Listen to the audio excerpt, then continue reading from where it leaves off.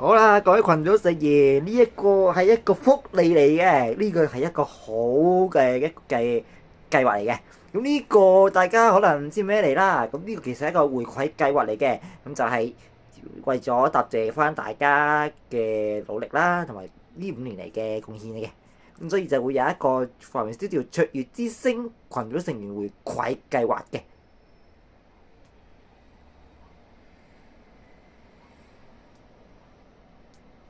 嗱，咁呢個計劃嘅目的其實就係為咗答謝翻各位群組成員喺我哋繁榮 Studio 5年嚟嘅付出而設立嘅。係啦，咁藉住呢個5週年啦，而訂立嘅一個嘅計劃嚟嘅，係好嘅呢個，因為大家都知道我哋今年5週年啦，咁為咗答謝翻大家啦，咁所以就有呢個嘅回饋計劃嘅。其實個原意咧就係透過呢個嘉許計劃啦，嚟到去為群組成員啦繼續努力，即係仲有今年5年啦。咁我哋有一個嘉許獎啦，用呢個獎嚟嘉許俾嗰啲群組成員啦。咁等佢哋喺我哋繁榮 Studio 入邊再繼續努力嘅，係一個鼓勵嘅一個嘅意思嘅，係啦，同埋透過呢個嘅獎勵咧嚟到激發我哋群組成員嘅鬥志嘅。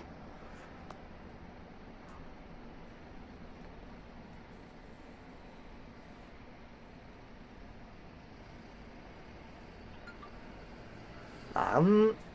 咁就係期望啦，咁就將各個嘅群組成員啦繼續努力啦，同埋鼓勵更加多嘅成員加入嘅。其實呢個計劃就係咁樣嘅意思嘅。好啦，初衷啦。咁其實設立呢個嘅獎嘅目的咧，其實就係構思係初初嘅構思，其實就係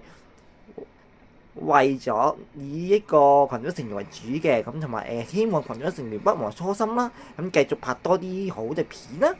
咁同埋啦透過獎勵啦去到鼓勵翻我哋員工嘅士氣嘅。好啦，咁嚟到總結啦。咁其實呢個獎勵嘅目的啦，咁其實就係鼓勵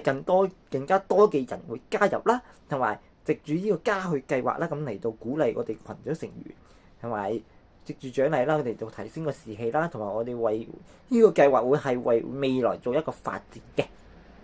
咁呢個計劃咧，其實係一個